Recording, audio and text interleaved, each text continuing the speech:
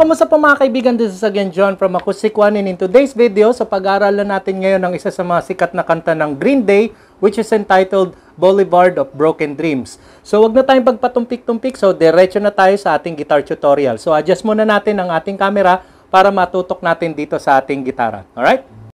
Ayan, so mapapansin natin, originally ang song na to is in the key of F minor. So alam naman natin, F minor is a bar chord. So ganyan siya.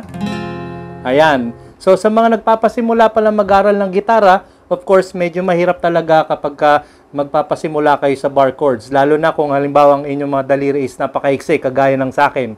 So, yan o. Sa umpisa, medyo mahirap lang talaga. Pero with constant practice, masasanay din kayo. Pero in this tutorial, so para hindi na tayo mahirapan, gagamit tayo ngayon ng kapo. Ito, lalagay natin sa first fret. Ayan. Alright, so hindi na natin intindihin yung mga bar chords. Ang intindi na lang natin is yung pinaka-chords niya. So ngayon, ang magiging forma niya sa halip na F minor is E minor na. Ayan. Ayan. Alright, so sa intro, ang mga chords niya is E minor, and then G, and then D, and then A. So, dalawang beses natin gagawin yon. So, ganito siya. And then A. Isa pa.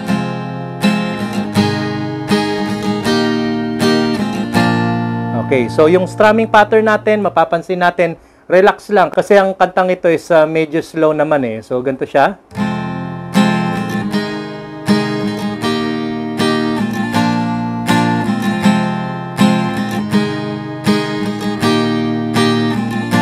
Ayan. Okay, so pagkatapos ng intro, dalawang beses yung chords na yon, E minor, G, D, A, pasok na agad sa verse. Now sa verse, ganun pa rin naman ang kanyang chords. So E minor, G, D, A. So kung kakantahin natin, ganito siya. I walk a lonely road, the only one that I have ever known. Don't know where it goes, but it's only me and I walk alone.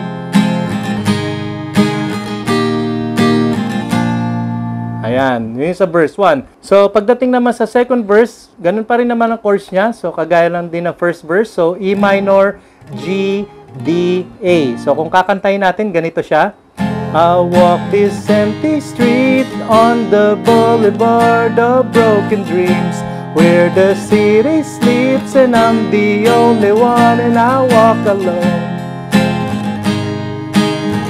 I walk alone, I walk alone. I walk alone, I walk Ngayon, pagdating dun sa I walk, diretso na pasok sa chorus nun. So, sa chorus, dun magbabago ang chords niya. So, mga chords ng chorus is C, G, D, E minor. So, ulit-ulit, C, G, D, E minor. And then, ulit-ulit, C, G, D, E minor, and then do sa last part, which is C, G, and then B. So, ganon, may konting bagsakan. So, kung kakantahin natin yung pinaka-chorus niya, ganito siya. My shadow's only one that walks beside me. My shallow heart's the only thing that's beating. Sometimes I wish someone out there will find me. Till then I walk alone. Ayan. And then, pasok na sa interlude. Sa interlude, kagaya lang din siya ng chords ng mga verses. Okay? So, E minor, G, D, A. Ulit-ulit.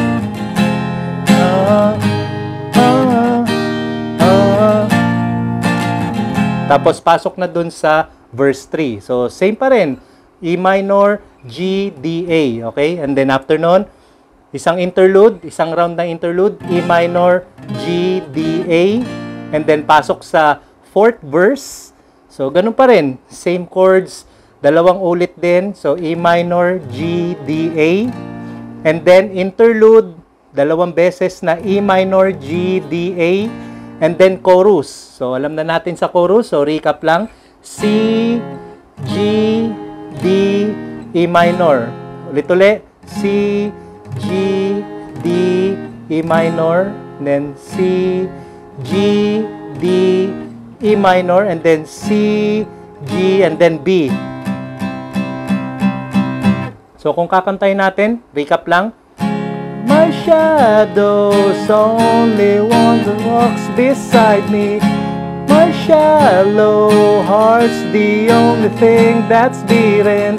Sometimes I wish someone out there will find me. Till then I walk alone. And then after nun, interlude na uli. And then E minor, G. So, pagkakantay natin, ganito siya.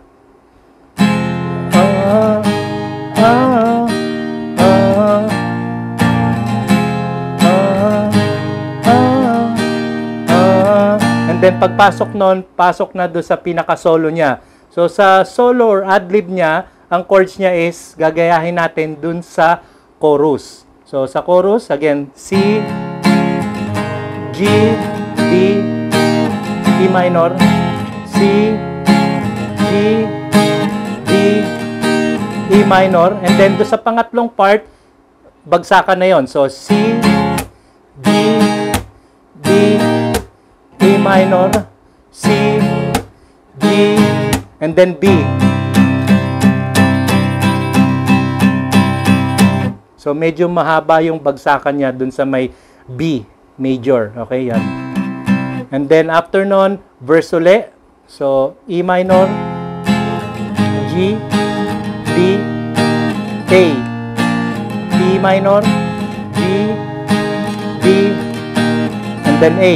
And then, pasok uli sa chorus. So, C, G, D, E minor, C, G, D, E minor, C, G, D, E minor, C, G, and then B.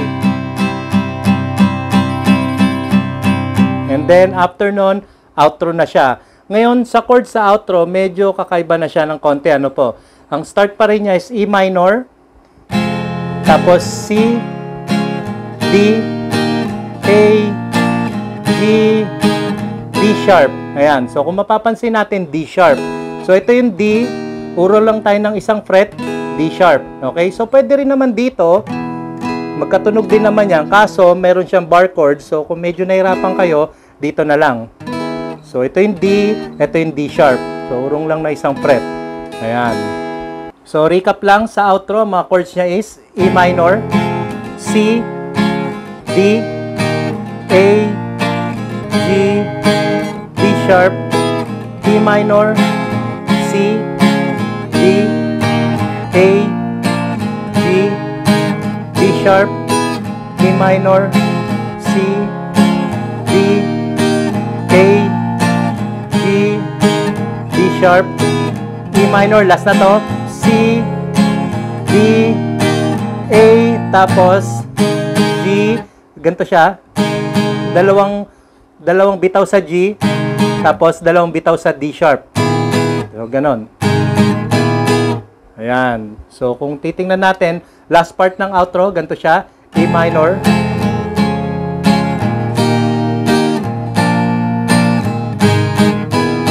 ayan. So, G, dalawang bagsak, and then, bagsak ng dalawa sa D sharp. Ayan. At yung pong maiksing guitar tutorial na na-present ko sa inyo ngayon, I hope may natutunan kayo. At kung di pa kayo nakasubscribe sa aming channel, don't forget to subscribe Acoustic One at i-hit nyo na rin ang notification bell para updated kayo palagi sa aming guitar tutorials. So till next time mga kaibigan, maraming salamat at God bless.